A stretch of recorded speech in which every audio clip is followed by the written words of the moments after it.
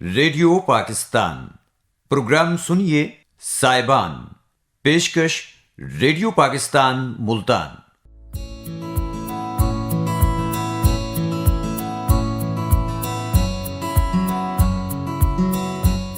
السلام علیکم سامعین کرام، پروگرام سائبان کے ساتھ ریڈیو پاکستان ملتان کے اسٹوڈیو سے قومی نشریاتی رابطے پر آپ کا میزبان شاکر حسین شاکر حاضر ہے.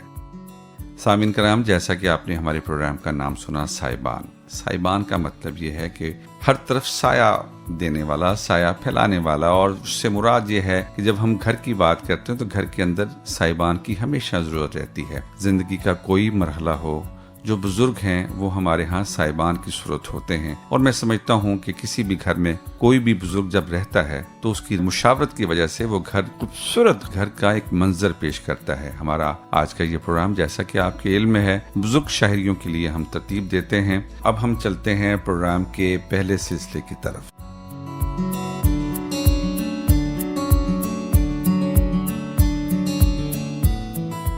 جی، رواں دواں ہے زندگی. ہمارے اسٹوڈیو میں ایک ایسی شخصیت موجود ہیں کہ جو بزرگ ہونے کے باوجود اپنی زندگی کو نہ صرف رواں دواں رکھے ہوئے ہیں بلکہ ملتان شہر میں وہ ہر تقریب میں نظر آتے ہیں. جیسا کہ میں پہلے بتا چکا ہوں کہ یہ پروگرام ہمارا بزرگ شہریوں کے لیے ہے، بزرگ افراد کے لیے ہے. ان کا تعلق شعبہ صحافت سے، لکھتے ہیں، دانشور ہیں، بہت اچھا بولتے ہیں، ریڈیو پاکستان ملتان کے ساتھ بھی وابستہ ہیں. جناب جبار مفتی صاحب، کیسا لگتا ہے کہ جبار مفتی آج بزرگوں کے پروگرام میں بیٹھا ہوا ہے؟ تو آتے ہوئے آپ کو کیا احساس ہو؟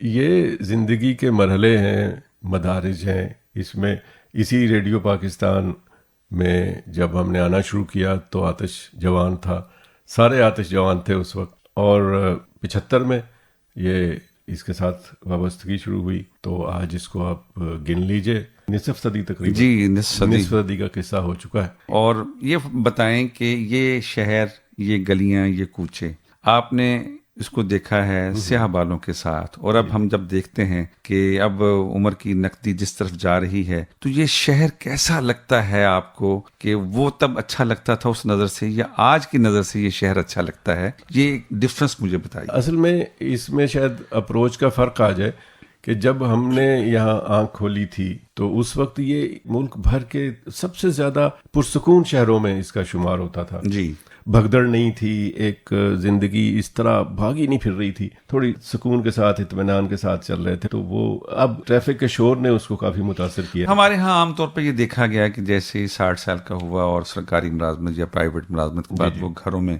قید ہو کے رہ جاتے ہیں. آپ کا معاملہ بالکل مختلف رہا. آپ کو کئی برس ہو گئے ریٹائرمنٹ، لیکن آپ کی جو ایکٹیویٹیز ہیں اور آنا جانا ہے وہ ویسے کا ویسے ہی ہے. یہ چیز دیگر بزرگوں میں یہ نظر کیوں نہیں آتی ہمارے ہاں آج کل؟ اصل میں جو میں سمجھا ہوں، ہو سکتا ہے کہ یہ میرا مشاہدہ کچھ زیر زبر کے ساتھ کسی کے خیالات سے مطابقت نہ رکھتا ہو، لیکن میں نے یہ محسوس کیا ہے کہ جن لوگوں نے جب وہ کرسی پہ بیٹھے ہوتے ہیں، جب اختیار ہوتا ہے، اگر ان کا رویہ دوستانہ، برادرانہ رہے تو وہ ریٹائرمنٹ کے بعد بھی یہ تعلقات چلتے رہتے ہیں. صحیح. تو میرے ساتھ خوش قسمتی یہ ہے کہ احباب ابھی تک موجود ہیں، اور جو شہر کی سرگرمیاں ہیں ان میں یاد بھی کر لیتے ہیں.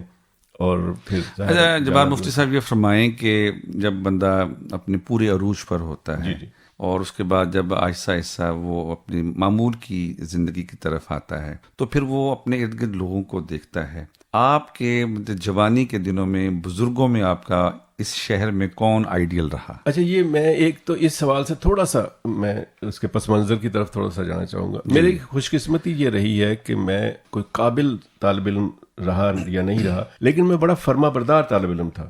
اچھا. اسی طرح بزرگوں کا بہت فرما بردار اپنے گھر کے اندر والدین کے ساتھ، بزرگوں کے ساتھ فرما برداری ایک مزاج میں کہیں سے آ گئی تھی، وہ چلتی رہی.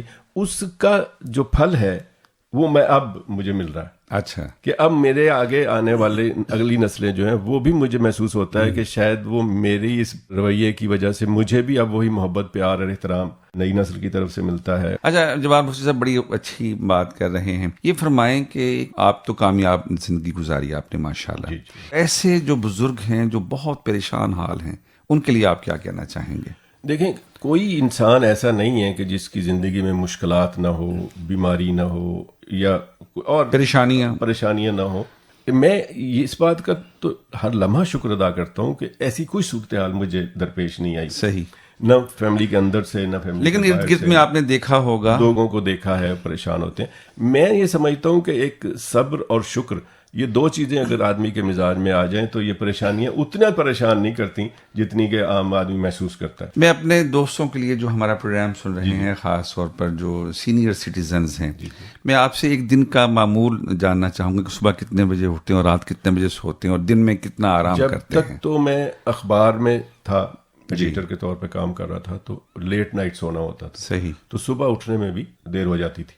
جب سے یہ گزشتہ 8-10 سال سے اخبار سے فراغت ہوئی تو اب یہ ہے کہ میں صبح اٹھ جاتا ہوں. پھر ناشتے کا ٹائم ہو جاتا ہے. ناشتے کے بعد پھر یہ پوتے پوتیاں اور ان کے کوئی چھوٹے موٹے کام، کوئی اسکول کا کوئی یا گھر کا کوئی کام، تو یہ کر کے پھر میں بیٹے کی ٹریول ایجنسی ہے، میں باقاعدگی سے وہاں 12 بجے چلا جاتا ہوں. 72 برس گزارنے کے بعد آپ کیا سمجھتے ہیں کہ آپ نے کامیاب زندگی گزاری ہے؟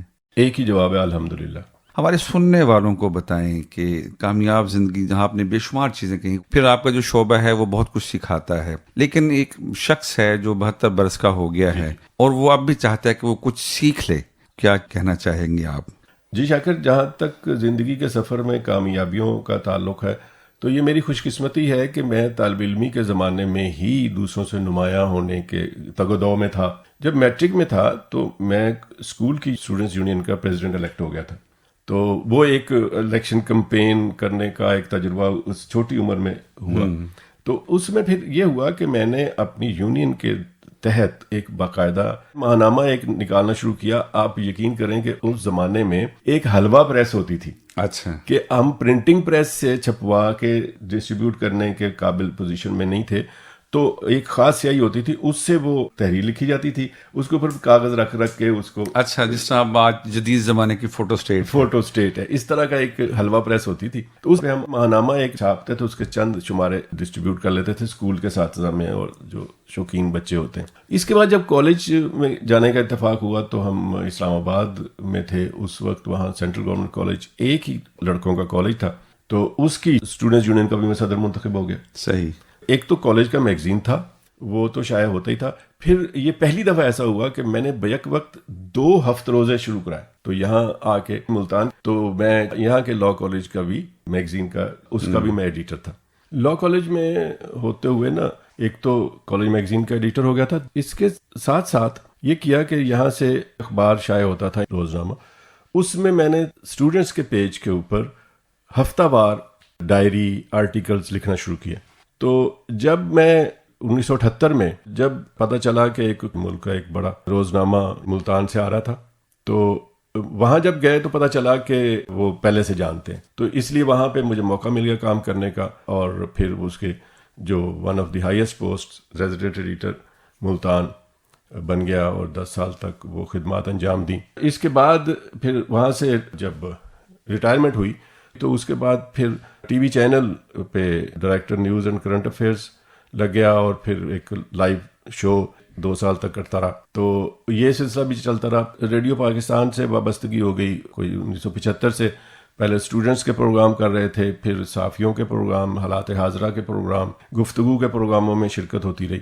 اس کے ساتھ ساتھ جو طالب علمی کے زمانے میں جو ایک چسکا پڑ گیا تھا پالیٹکس کا، تو اس میں یہ ہوا کہ صحافت میں آ کر بھی پریس کلب کا ایک دفعہ صدر بنا، پھر پریس کلب کا صدر بنا. تو یہ جو شوق ہوتا ہے نا، اس کو جب آپ کو موقع ملتا ہے پھر اس شوق میں نکھار بھی آتا ہے، اس کے اوپر عمل درآمد کا بھی موقع ملتا ہے. میں 72 سال کا ہو گیا ہوں. تو یہ ساری زندگی میں جو کچھ بھی کیا، اس سے جو میں خود نتیجہ اخذ کرتا ہوں یا اس کا نچوڑ سمجھتا ہوں، تو وہ یہ ہے کہ اگر آدمی تسلسل کے ساتھ، محنت کے ساتھ، دیانت کے ساتھ کام کرتا رہے تو پھر کامیابیاں اس کے قدم چومتی ہیں. کامیابی محنت اور دیانت سے ملتی ہے. یہ آخری سوال آپ سے ہے. جی. زندگی کو رواں دواں رکھنے کے لیے آپ اپنے ہم عمر دوستوں کے لیے کوئی پیغام دینا چاہیں؟ اپنی سوچ کو مثبت رکھیں. दूसरों के ऐबों पे नज़र डालने से परहेज करें तो आप पुरसकून भी रहेंगे, सेहतमंद भी रहेंगे और आपकी रोज़मर्रा की जो मसरूफियात हैं वो भी मामूल के मुताबिक रहेंगी। बहुत शुक्रिया जनाब जब्बार मुफ्ती साहब। बुजुर्ग शहरियों के हवाले से प्रोग्राम के सेगमेंट रवां दवां है ज़िंदगी में, ऐसी रवां दवां गुफ्तगू, इतनी खूबसूरत ख्यालात, ये जब्बार मुफ्ती साहब का ही खासा है। सामीन कराम, अब हम चलते हैं अपने प्रोग्राम के दूसरे सेगमेंट रेडियो क्लिनिक की तरफ।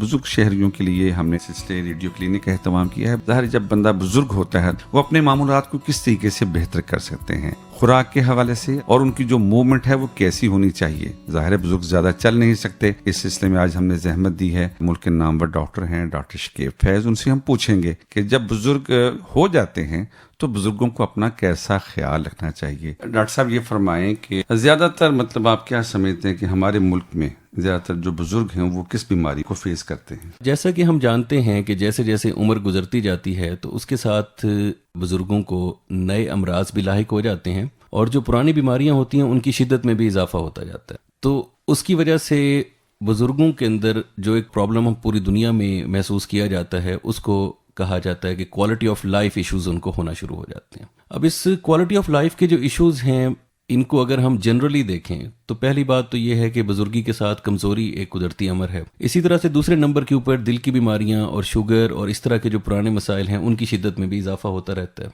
तीसरा ये कि उम्र के साथ साथ जिस्म और हड्डियों की कमजोरी की वजह से ये बुजुर्ग ज्यादा प्रोन होते हैं मुख्तलिफ किस्म के चोटें लगने के या मुख्तलिफ किस्म के हादसात का शिकार होने के। चौथे नंबर के ऊपर आंखों में बिनाई की कमजोरी और कानों में समात की कमजोरी की वजह से कम्युनिकेशन के ऐसे गैप्स आने शुरू हो जाते हैं कि बुजुर्गों का राब्ता टूट जाता है अपने इर्द गिर्द के लोगों से। मैं एक चीज को पॉइंट आउट करना चाहूंगा कि पूरी दुनिया में मेडिकल साइंसेज की एक अलहदा स्पेशलिटी एग्जिस्ट करती है जिसको जेरियाट्रिक मेडिसिन कहा जाता है। जेरियाट्रिक मेडिसिन बुनियादी तौर पर वो स्पेशलिस्ट डॉक्टर्स होते हैं जो कि सिर्फ बुजुर्गों का इलाज करते हैं। हमारी बदकिस्मती अभी तक ये है कि पाकिस्तान के अंदर हमारे जो प्रैक्टिसिंग हमारे डॉक्टर्स हैं या जो हमारी कमिंग जनरेशन हैं, अभी तक हम इस स्पेशलिटी को पाकिस्तान में उस तरह से इंट्रोड्यूस नहीं करवा सके और इतनी मिकदार में डॉक्टर्स पैदा नहीं कर सके कि पाकिस्तान के हर शहर में बूढ़े लोगों के लिए, बुजुर्गों के लिए हम अलहदा क्लिनिक इस्टेब्लिश कर लें। पूरी दुनिया में बुजुर्गों के क्लिनिक्स आम अस्पतालों से अलहदा बनाए जाते हैं जहां पर आना आसान होता है, वो सड़क के लेवल पर होते हैं, उसकी कुछ सीढ़ियां नहीं होती।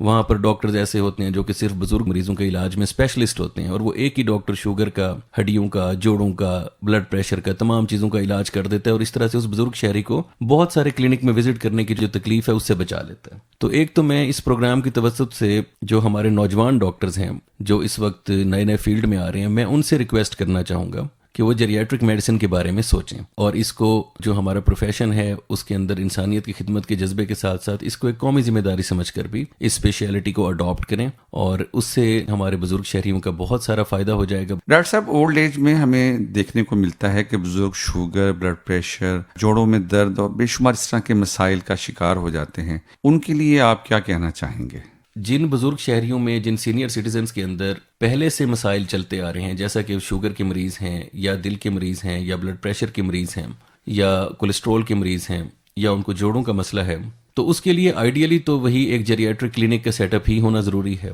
अगर वो ना भी हो तो बुजुर्ग शहरियों के लिए खुराक के इस्तेमाल के लिए खुसूसी ख्याल करने की ज़रूरत है कि उनको चिकनाई वाली ग़िज़ा कम से कम दी जाए। उनको कोशिश की जाए कि मिसाला जात, तेज़ मिसाले और तेज़ मिर्चों से भी बचाया जाए। दूसरा, बुजुर्गों को वॉक करने के लिए मोटिवेट करना चाहिए कि वो घर से निकलें, वो सुबह चहलकदमी करें, शाम को चहलकदमी करें और सुबह के टाइम निहार मुंह निकल कर घर से बाहर एक मॉर्निंग वॉक करें जिससे वो अपनी शुगर के लेवल्स को भी मेंटेन करें और अपने कोलेस्ट्रॉल्स को भी साथ के साथ बर्न करते रहें। एक वो पुराने ज़माने में एक लतीफ़ा मेडिकल कॉलेजेस में अक्सर सुनाया जाता था कि यूरोप में रिटायर होने की निशानी ये होती है कि आपके एक हाथ में अखबार होता है और दूसरे में वॉकिंग स्टिक होती है।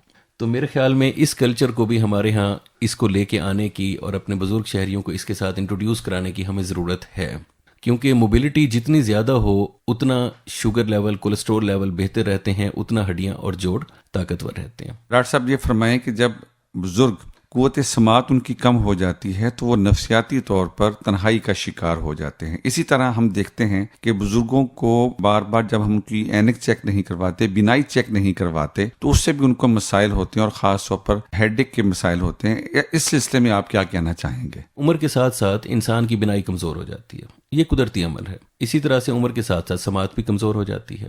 تو جیسے جیسے بینائی کمزور ہوتی جائے اس میں ساتھ ساتھ اپنی اینک کا نمبر بھی تبدیل کرتے رہنا چاہیے تاکہ پورا دیکھ سکیں. جب پورا دیکھیں گے تو بہت سارے حادثات سے بھی بچیں گے اور گھر سے باہر نکلنے میں بھی کوئی آر محسوس نہیں ہوگا. سماعت ایک بڑا امپورٹنٹ فیکٹر ہے، اس کے بارے میں میں تھوڑا سا زیادہ بات کرنا چاہوں گا. وہ یہ کہ وقت گزرنے کے ساتھ ساتھ انسان کے کان، ویسے تو کہتے ہیں کہ پیدا ہوتے ہی انسان کا کان کمزور ہونا شروع ہو جاتا ہے، لیکن یہ پروسیس تقریباً 50 سے 55 سال یا 60 سال کی عمر میں تھوڑا سا ایکسلریٹ ہو جاتا ہے، مطلب تیز ہو جاتا ہے. اور جیسے جیسے کمزور ہوتے جاتے ہیں کان، تو بزرگوں کی قوت سماعت کم ہونے کی وجہ سے ان کی کمیونیکیشن کم ہوتی جاتی ہے. اکثر لوگ یہ شکایت کرتے ہیں کہ میں اپنے گھر والوں کے درمیان میں بیٹھا ہوتا ہوں، میرے گھر والے کوئی بات کرتے ہیں، یا گھر والے شکایت کرتے ہیں کہ یہ ہمارے ساتھ بیٹھے ہیں لیکن ہماری بات نہیں سنتے. تو اس کے بعد آہستہ آہستہ یہ لوگ تنہائی کا شکار ہوتے جاتے ہیں، آئسولیٹ ہوتے جاتے ہیں اور مختلف قسم کے نفسیاتی عوارض کا شکار ہوتے جاتے ہیں. تو اس کا بھی علاج میڈیکل سائنس میں موجود ہے. جیسے ہم آنکھ کمزور ہونے کے اوپر آنکھ کے اوپر اینک لگوا سکتے ہیں، اسی طرح سماعت کمزور ہونے کے اوپر بھی ہم کان کے اوپر اچھی کوالٹی کا آلہ سماعت استعمال کر سکتے ہیں. بدقسمتی سے ہمارے ہاں آلہ سماعت کو ایک سٹگما سمجھا جاتا ہے. ہمارے بہت سارے بزرگ شہری اس وجہ سے بھی آلہ سماعت استعمال کرنے سے ہچکچاتے ہیں کہ لوگ میرا مذاق اڑائیں گے یا شاید لوگ مجھے بہرا بہرا کہہ کر پکاریں گے.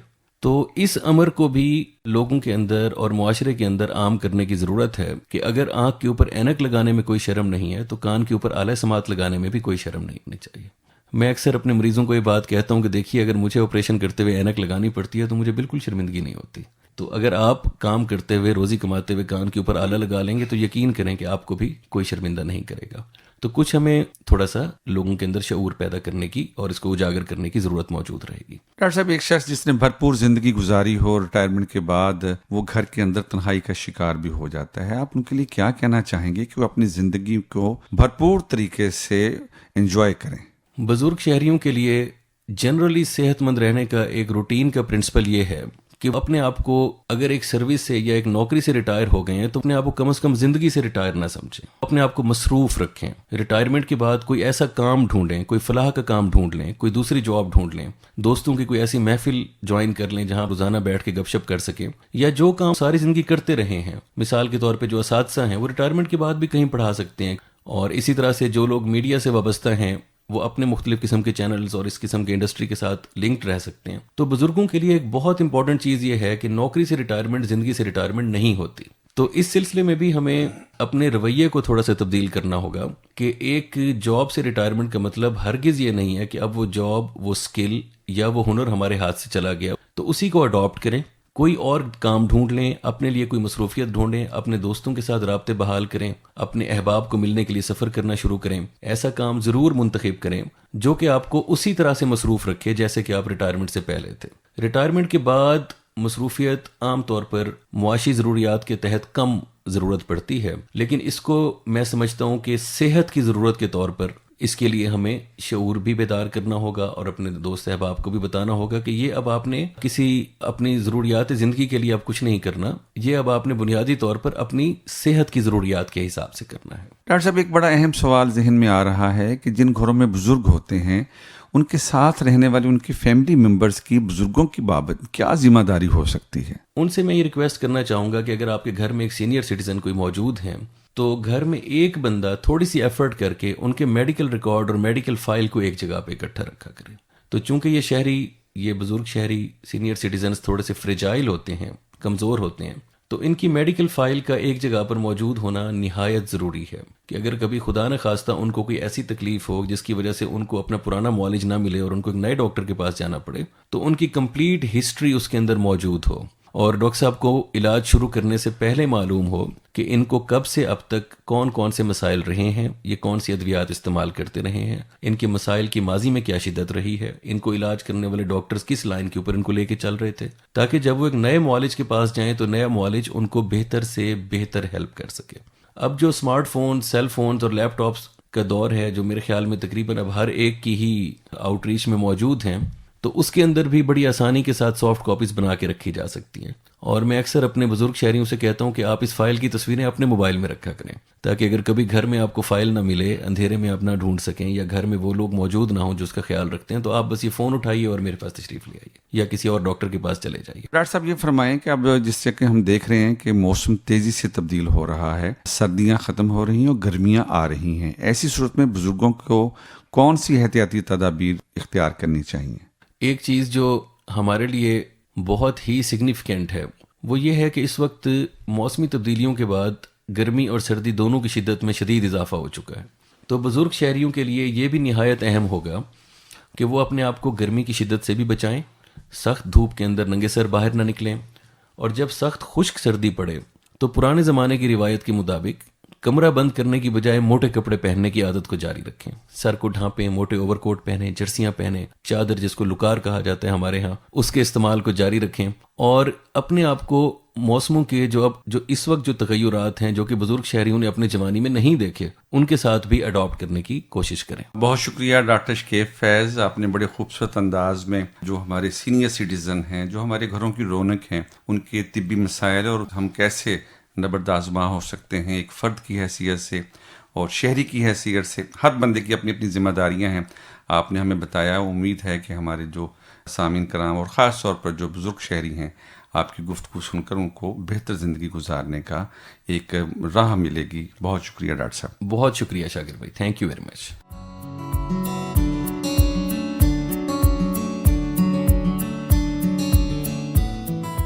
اور اب وقت ہوا چاہتا ہے ہمارے پروگرام میں بزرگ شہریوں کی طرف سے نسل نو کو پیغام دینے کا. جی, اور آج کی ہماری جو شخصیت ہیں ملک کے نامور دانشور ہیں, ماہر تعلیم ہیں اور درس و تدریس کے ساتھ وابستہ رہے ہیں بہادر زکریا یونیورسٹی ملتان میں, پروفیسر ڈاکٹر رانا ایاز صاحب. سائنس اور ٹیکنالوجی میں اس قدر تیزی آئی ہے کہ جس نے فاصلے کم کر دیے ہیں اور ایک انسان دوسرے انسان کے ہر وقت قریب ہے اور اس سے ہر وقت محو گفتگو ہے اور ہر وقت اپنے معاشی, سیاسی اور سماجی نظام کو اس تک پہنچانے میں تگ و دو کر رہا ہے یا محو ہے. تو سب سے پہلا جو اس وقت تبدیلی آئی وہ گلوبلائزیشن کی ہے, جو سائنس اور ٹیکنالوجی سے بڑی تیزی سے بڑھی. اور اس صورتحال میں ہماری ذمہ داریاں ہیں کہ ہم سب سے پہلے اپنے فیملی کے کلچر کو, اپنی سماج کو, اپنی معیشت کو اور اپنے سیاسی نظام کو محفوظ رکھیں. یہ سب سے اہم ذمہ داری ہے. اس کے بغیر ہمارا معاشی, سیاسی اور سماجی نظام جو ہے نہ محفوظ رہ سکتا ہے اور نہ ترقی کر سکتا ہے. جیسا کہ آپ جانتے ہیں کہ تعلیم ہی وہ بنیادی چیز ہے, تعلیم و تربیت ہی وہ بنیادی چیز ہے جس کے ذریعے سے ہم اپنے آپ کو حفاظت کر سکتے ہیں. یعنی سب سے پہلی بات, ہمارا جو کلچر ہے, ہمارا جو سماج ہے, ہماری جو ویلیوز ہیں, ہماری جو ٹریڈیشنز ہیں وہ معاشی ٹریڈیشنز بھی ہیں, ہماری سماجی ٹریڈیشنز بھی ہیں, ہماری سیاسی ٹریڈیشنز بھی ہیں. اس کے لیے سب سے اہم چیز یہ ہے کہ ہم اپنے تعلیمی نظام کو اس طریقے سے طے کریں کہ وہ موجودہ دور کے تقاضوں کو پورا کرتا ہو. اور موجودہ دور کا تقاضا یہ ہے کہ جس نے فاصلے ختم کر دیے ہیں, مثال کے طور پر اب کی معیشت میں کہ ایک دور تھا جب کہ موڈ آف پروڈکشن ایگریکلچر ہوا کرتا تھا, پھر ہمارا موڈ آف پروڈکشن صنعت ہو گیا. آج کل کے دور میں موڈ آف پروڈکشن جو ہے وہ آپ کی ڈیجیٹل ہو گئی ہے. اور آپ بہت جلد دیکھیں گے کہ شاید یہ بڑے بڑے شو روم جو آپ کو نظر آتے ہیں, یہ شو روم نظر آنا کم ہو جائیں گے اور باقی تمام چیزیں جو ہیں آپ کے ڈیجیٹل مارکیٹنگ میں آ جائیں گی. اور یہ اس کی طرف بڑھنا انتہائی ضروری ہے تاکہ آپ اپنے وقت کو بھی سیو کر سکیں اور آپ اپنی دوسری بچتیں بھی کر سکیں. اب پاکستان میں ہماری یہ ذمہ داری ہے کہ اگر ہم معاشی طور پر اور سماجی طور پر اپنے معاملات کو مضبوط کرنا چاہتے ہیں تو ہمیں اپنے آپ کو اس سائنس اور ٹیکنالوجی کے لیے تیار کرنا ہوگا. کسی بھی معاشرے میں بزرگ جو ہیں ان کی حیثیت شجر سایہ دار کی ہے اور گھروں کی وہ رونق ہوتے ہیں. گھروں میں اگر وہ دکھائی دیں تو گھر جو ہے وہ خوبصورت نظر آتا ہے. سامعین کرام, آپ پروگرام سن رہے تھے صاحبان ریڈیو پاکستان ملتان کے اسٹوڈیو سے. اس کے ساتھ ہی پروڈیوسر محمد علی خان اور اپنے میزبان شاکر حسین شاکر کو اجازت دیجیے. اللہ نگہبان.